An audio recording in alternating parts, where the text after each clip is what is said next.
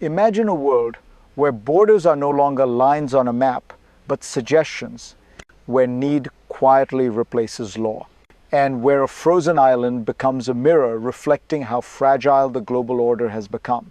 I'm Fareed Zakaria, and today Greenland is not really about ice, or geography, or even Denmark. It is about something far more unsettling: the return of raw power politics in a world that thought it had moved beyond them.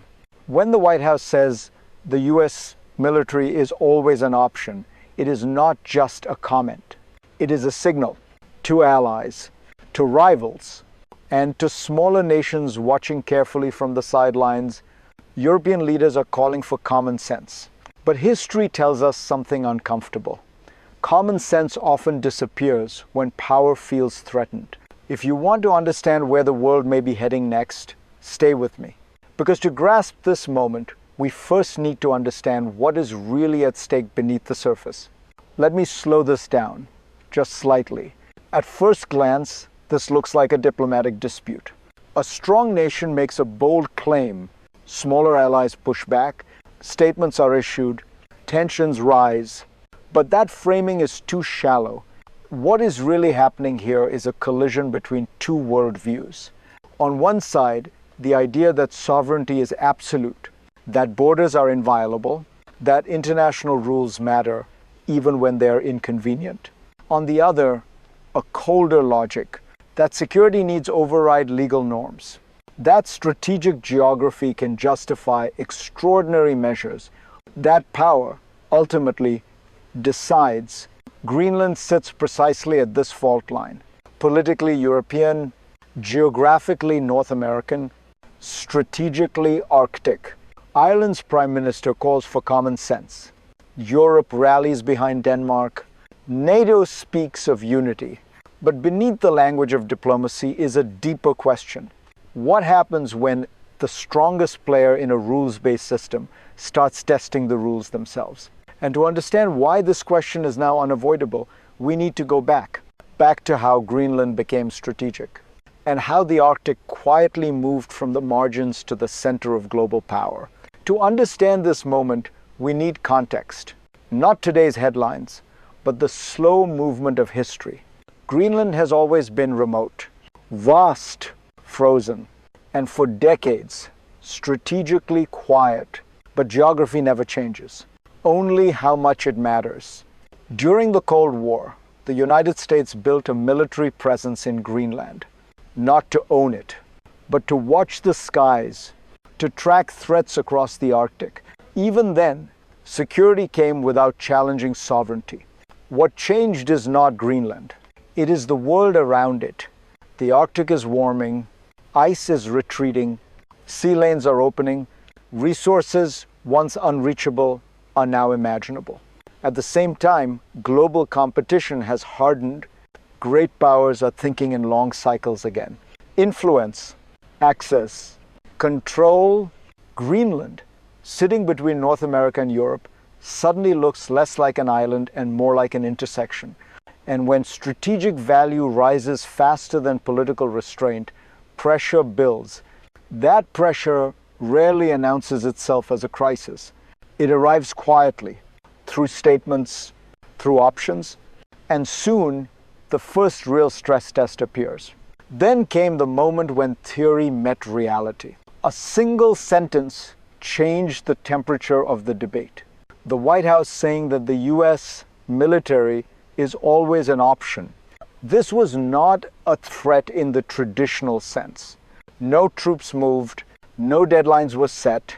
But in diplomacy, language is action. Within hours, Europe reacted. Not individually, collectively. 7 countries, 1 statement, 1 message. Greenland is not a bargaining chip. Denmark pushed back. Ireland urged common sense. And NATO faced a quiet shock, because the unthinkable was now being spoken aloud. A NATO ally hinting at force against another NATO ally. That is not just a disagreement. It is a crack in the foundation. Even the attempt to soften the message talk of buying Greenland did little to calm nerves. Sovereignty is not a real estate transaction. If you find yourself pausing here, you should, because moments like this redefine what is acceptable. And when red lines blur, they rarely sharpen again. If this analysis helps you see the pattern beneath the headlines, take a moment to stay engaged. Understanding power shifts is the first defense against being surprised by them, because what we're seeing is not chaos. It is a system revealing how it truly works. And that system has mechanisms most people never see. What matters now is not what was said publicly, but what is operating underneath. Every global system has a visible layer and a hidden one. The visible layer is diplomacy, statements, summits, reassurances. The hidden layer is incentives. The United States already has a military base in Greenland. That fact is not disputed. What is changing is the calculation around control versus access. Access depends on cooperation. Control removes uncertainty. As the global order becomes less predictable, powerful states begin to favor certainty over consent, not because they want conflict, but because uncertainty feels dangerous. Europe's response reveals the other side of this mechanism. When rules feel threatened, alliances harden around principles. Sovereignty, territorial integrity, the UN Charter, yet here lies the tension. The institutions designed to enforce those principles are weaker than they once were. Even Ireland's Prime Minister points to the erosion of the United Nations authority. So the system drifts. Power presses forward. Rules struggle to keep up. This is not a failure of any one country. It is a structural imbalance. And when structure weakens, pressure does not disappear. It moves. The question is where it moves next. Pressure, when redirected, tends to resurface more intensely. That is where the second escalation begins. Because once the idea of force enters the conversation, even hypothetically, everyone recalculates. Allies reassess trust. Rivals reassess opportunity. NATO, designed to deter external threats, now confronts something far more destabilizing. Internal doubt. Not open conflict, but uncertainty about limits.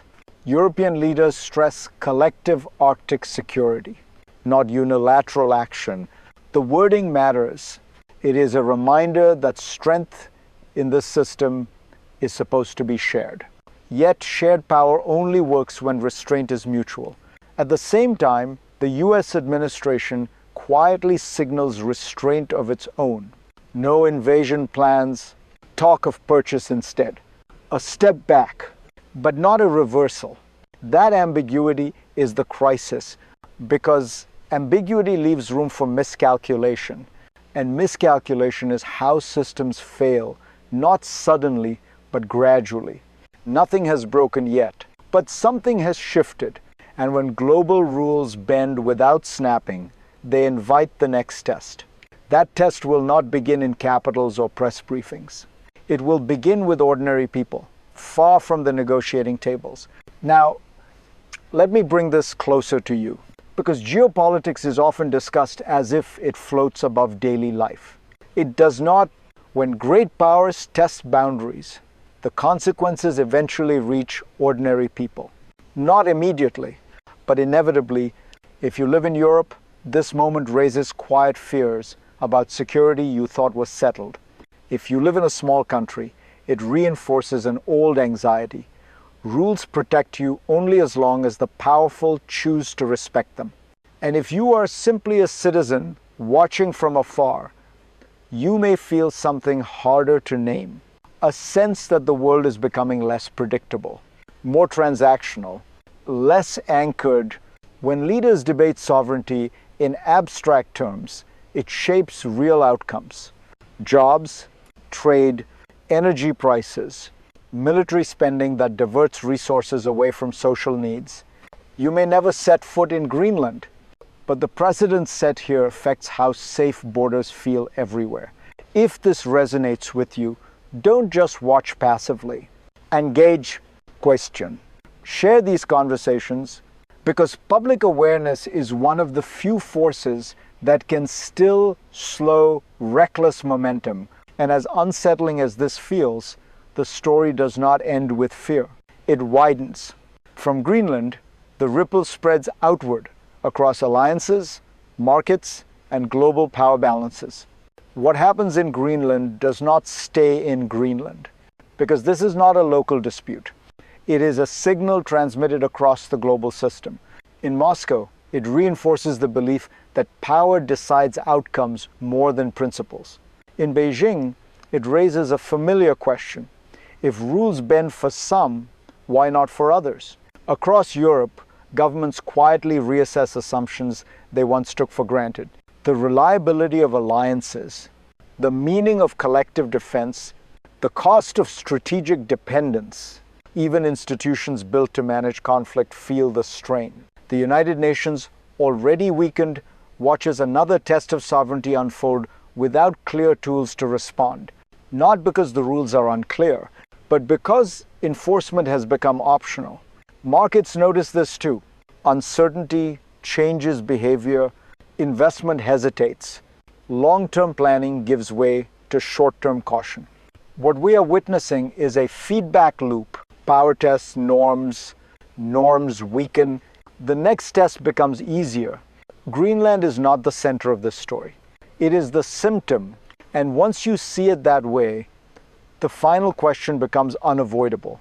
If this is the present, what does the future look like? When systems enter this phase, the future rarely moves in a straight line. It branches. Let me outline 3 paths ahead. The first is the optimistic one. Restraint holds. Diplomacy prevails. The United States reaffirms that security can be achieved through cooperation, not coercion. Europe's unity strengthens NATO rather than weakens it. Greenland remains autonomous, its status respected, its strategic role managed collectively. The rules bend but do not break. The second path is more likely. Ambiguity becomes the norm. No invasion, no purchase, but constant pressure, negotiations framed by leverage rather than trust. Allies stay together, but with growing unease. The system functions, but it creaks. The third path is the most dangerous. Precedent hardens. If need justifies exceptional action here, others will follow elsewhere. Sovereignty becomes conditional. Alliances fracture under stress. The world slides not into chaos, but into normalized coercion. History teaches us this lesson clearly.